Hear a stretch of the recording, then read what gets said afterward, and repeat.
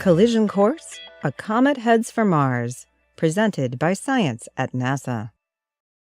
Over the years, the spacefaring nations of Earth have sent dozens of probes and rovers to explore Mars. Today, there are 3 active satellites circling the red planet, while 2 rovers, solar-powered Opportunity and nuclear-powered Curiosity, wheel across the red sands below. Mars is dry, barren, and apparently hauntingly lifeless. Soon those assets could find themselves exploring a very different kind of world. There is a small, but non-negligible chance that Comet 2013A1 will strike Mars next year, in October of 2014, says Don Yeomans of NASA's Near-Earth Object Program at JPL. Current solutions put the odds of impact at 1 in 2,000. The nucleus of the comet is probably 1 to 3 kilometers in diameter, and it is coming in fast, around 56 kilometers per second, 125,000 miles per hour. If it does hit Mars, it would deliver as much energy as 35 million megatons of TNT, estimates Yeomans. For comparison, the asteroid strike that ended the dinosaurs on Earth 65 million years ago was about 3 times as powerful, 100 million megatons. Another point of comparison is the meteor that exploded over Chelyabinsk, Russia, in February of 2013, damaging buildings and knocking people down. The Mars comet is packing 80 million times more energy than that relatively puny asteroid. An impact wouldn't necessarily mean the end of NASA's Mars program, but it would transform the program, along with Mars itself.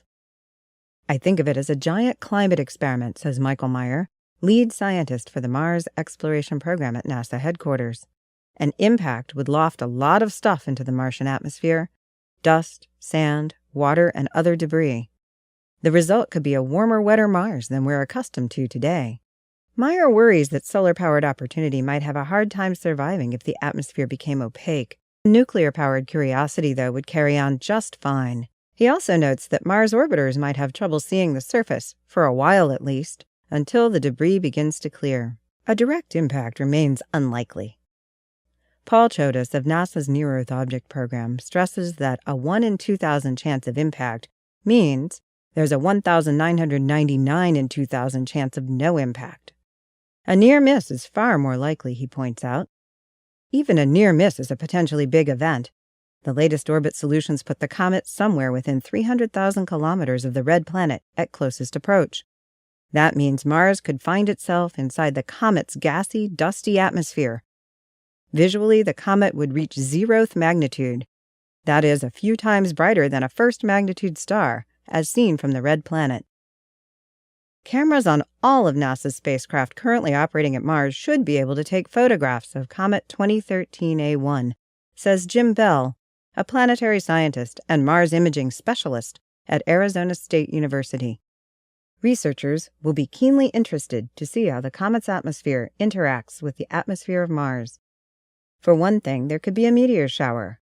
Another possibility is Martian auroras.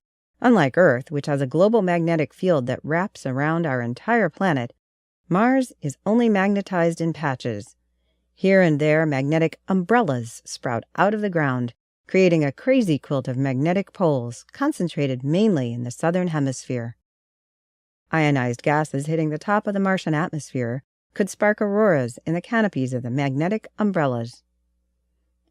NASA is sending a new spacecraft to Mars to study the dynamics of the Martian atmosphere. MAVEN is scheduled to launch in November 2013 and would reach Mars just a few weeks before the comet in 2014. However, MAVEN's principal investigator Bruce Jakosky of the University of Colorado notes that the spacecraft won't be fully operational and ready to observe the comet when it reaches Mars.